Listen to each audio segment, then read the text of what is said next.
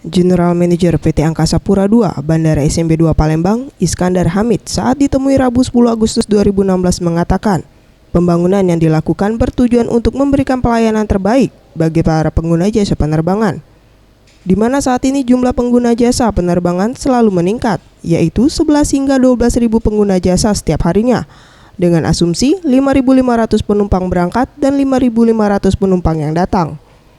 Pembangunan yang akan dilakukan meliputi perluasan terminal bandar udara dan membangun Skybridge yang menghubungkan terminal dengan stasiun LRT, serta penambahan 3 garba rata sehingga menjadi 8 garba rata yang dimiliki Bandara SMB 2. Bandar Udara Sultan Mahmud Badarudin II Palembang saat ini terus meningkatkan pembangunan dan pengembangan bandar udara dalam rangka untuk memberikan pelayanan yang terbaik kepada pengguna jasa bandar udara.